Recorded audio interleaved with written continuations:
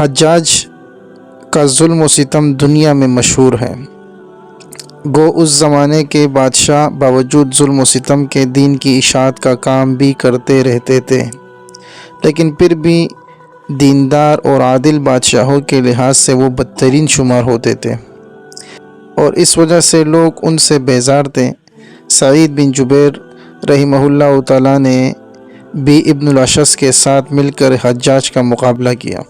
حجاج عبد الملک بن مروان کی طرف سے یہ حاکم تھا۔ سعید بن جبیر رحمہ اللہ تعالیٰ مشہور تابعی ہے اور بڑے علماء میں سے ہے۔ حکومت اور بالخصوص حجاج کو ان سے بغض اور عداوت تھی۔ وہ چونکہ مقابلہ کیا تھا اس لیے عداوت کا ہونا بھی ضروری تھا۔ مقابلہ میں حجاج ان کو گرفتار نہ کر سکا۔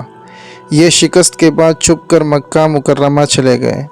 حکومت نے اپنے ایک خاص آدمی کو مکہ کا حاکم بنایا اور پہلے حاکم کو اپنے پاس بلایا۔ اس نئے حاکم نے جا کر خطبہ پڑھا، جس کے اخیر میں عبد الملک بن مروان بادشاہ کا یہ حکم بھی سنایا کہ جو شخص سعید بن جبیر کو ٹھکانہ دے اس کی خیر نہیں۔ اس کے بعد اس حاکم نے خود اپنی طرف سے بھی قسم کھائی کہ جس کے گھر میں بھی وہ ملے گا اس کو قتل کیا جائے گا، اور اس کے گھر کو نیز اس کے پڑوسیوں کے گھر کو ڈھاؤں گا۔ غرض بڑی دقت سے مکہ کے حاکم نے ان کو گرفتار کر کے حجاج کے پاس بھیج دیا۔ اس کو غصہ نکالنے اور ان کو قتل کرنے کا موقع مل گیا۔ سامنے بلایا اور پوچھا، حجاج نے کہا تیرا نام کیا ہے؟ تو سعید رحمہ اللہ تعالیٰ نے کہا میرا نام سعید ہے۔ حجاج نے کہا کس کا بیٹا ہے؟ سعید نے کہا جبیر کا بیٹا ہوں۔ یعنی کہ سعید کا ترجمہ نیکبخت ہے اور جبیر کے معنی اصلاح کی ہوئی چیز۔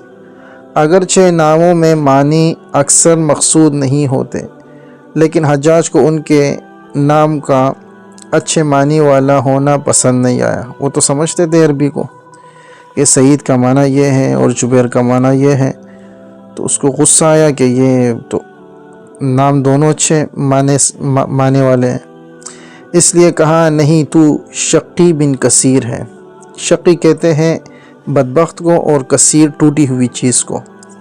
سعید نے کہا میری والدہ میرا نام تجھ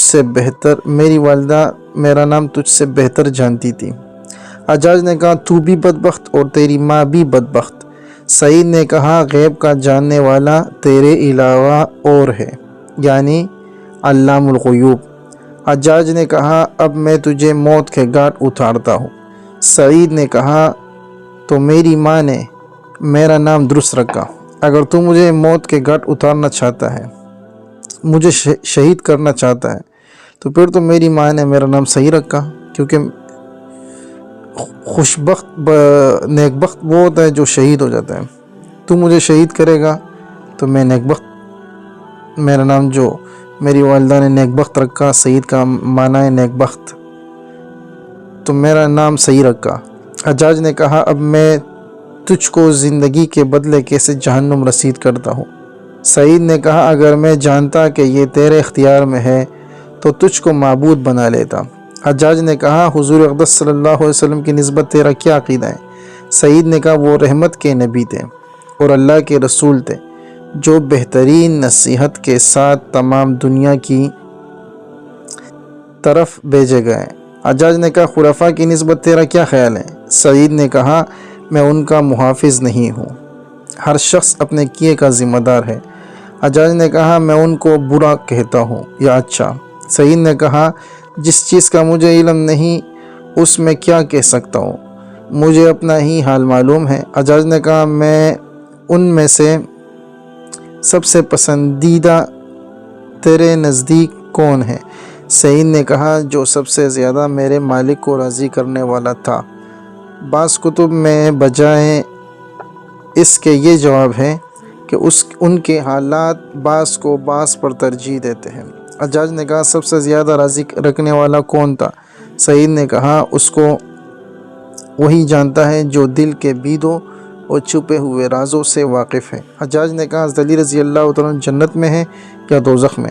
سعید نے کہا اگر میں جنت اور جہنم میں جاؤں اور وہاں والوں کو دیکھ لوں گا تو بتا سکتا ہوں۔ حجاج نے کہا میں قیامت میں کیسا آدمی ہوں گا؟ سعید نے کہا میں اس سے کم ہو کہ غیب پر مطلع کیا جاؤں۔ حجاج نے کہا تو مجھ سے سچ بولنے کا ارادہ نہیں کرتا؟ سعید نے کہا میں نے جھوٹ بھی نہیں بولا۔ حجاج نے کہا تو کبھی ہنستا کیوں نہیں؟ سعید نے کہا کوئی بات ہنسنے کی دیکھتا نہیں، اور وہ شخص کیا ہنسے جو مٹی سے بنا ہو اور قیامت میں اس کو جانا ہو اور دنیا کے فتنوں میں دن رات رہتا ہو۔ حجاج نے کہا میں تو ہنستا ہوں۔ سعید نے کہا اللہ نے ایسے ہی مختلف طریقوں میں ہم کو بنایا۔ حجاج نے کہا میں تجھے قتل کرنے والا ہوں۔ سعید نے کہا میری موت کا سبب پیدا کرنے والا اپنے کام سے فارغ ہو چکا ہے۔ حجاج نے کہا میں اللہ کے نزدیک تجھ سے زیادہ محبوب ہوں۔ سعید نے کہا اللہ پر کوئی بھی جرأت نہیں کر سکتا جب تک کہ اپنا مرتبہ معلوم نہ کرے، اور غیب کی اللہ ہی کو خبر ہے۔ حجاج نے کہا میں کیوں جرأت نہیں کر سکتا حالانکہ میں جماعت کے بادشاہ کے ساتھ ہوں اور تو باغیوں کی جماعت کے ساتھ ہے۔ سعید نے کہا میں جماعت سے علیحدہ نہیں ہوں اور فتنہ کو خود ہی پسند نہیں کرتا، اور جو تقدیر میں ہے اس کو کوئی ٹال نہیں سکتا۔ حجاج نے کہا ہم جو کچھ امیر المومنین کے لیے جمع کرتے ہیں اس کو تو کیسا سمجھتا ہے؟ سعید نے کہا میں نہیں جانتا کہ کیا جمع کیا۔ حجاج نے سونا چاندی کے کپڑے وغیرہ منگا کر ان کے سامنے رکھ دیے۔ سعید نے کہا یہ اچھی چیزیں ہیں اگر اپنی شرط کے موافق ہوں۔ حجاج نے کہا شرط کیا ہے؟ سعید نے کہا یہ کہ تو ان سے ایسی چیزیں خریدے جو بڑے گھبراہٹ کے دن یعنی قیامت کے دن امن پیدا کرنے والی ہو، ورنہ ہر دودھ پلانے والی دودھ پیتے کو بھول جائے گی اور حمل گر جائیں گے اور آدمی کو اچھی چیز کے سوا کچھ بھی کام نہ دے گی۔ حجاج نے کہا ہم نے جو جمع کیا ہے اچھی چیز نہیں؟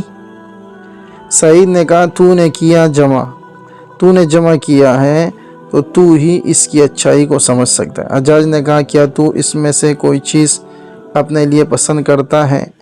سعید نے کہا صرف اس چیز کو پسند کرتا ہوں جس کو اللہ پسند کرے۔ حجاج نے کہا تیرے لیے ہلاکت ہو۔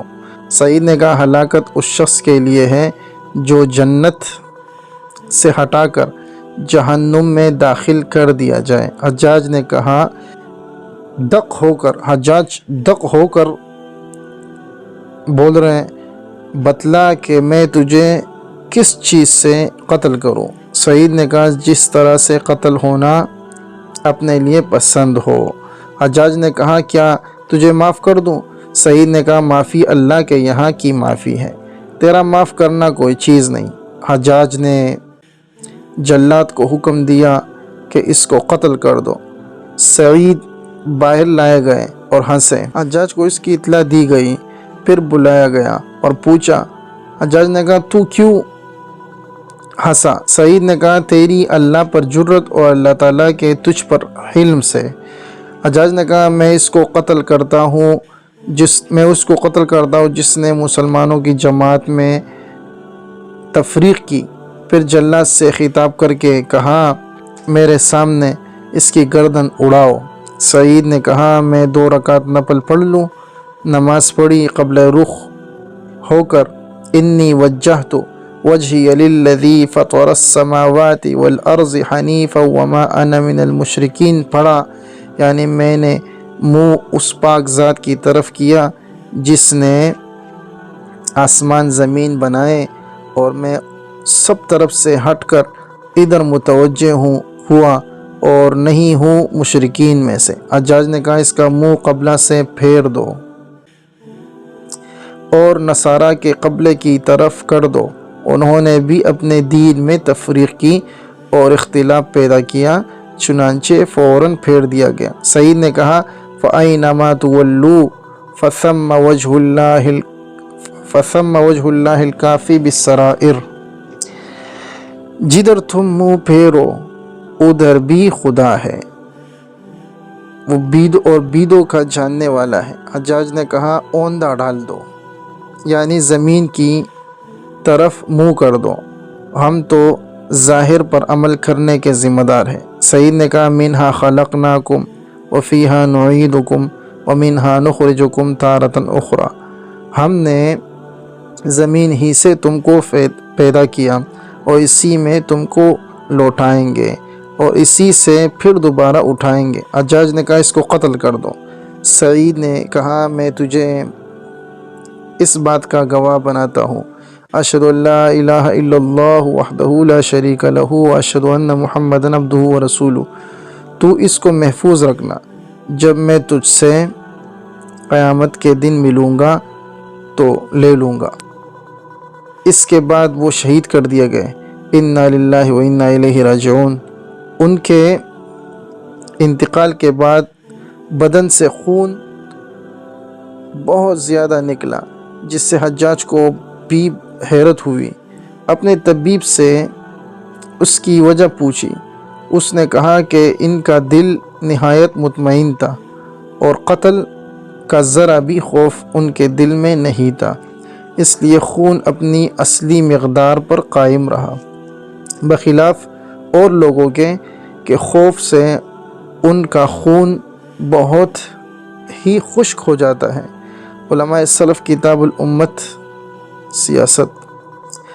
فائدہ: اس قصہ کے سوال و جواب میں کتب میں کمی زیادتی بھی ہے اور بھی بعض سوال و جواب نقل کیے گئے، میں تو نمونہ ہی دکھانا تھا ہم نے تو نمونہ ہی دکھانا تھا، اس لیے اسی پر اکتفا کیا گیا۔ تابعین کے اس قسم کے قصے بہت زیادہ ہیں۔ حضرت امام اعظم رحمہ اللہ تعالیٰ، امام مالک رحمہ اللہ تعالیٰ، امام احمد بن حنبل رحمہ اللہ تعالیٰ وغیرہ حضرات اسی حق گوئی کی وجہ سے ہمیشہ مشقتیں برداشت فرماتے رہے، لیکن حق کو ہاتھ سے نہیں چھوڑا۔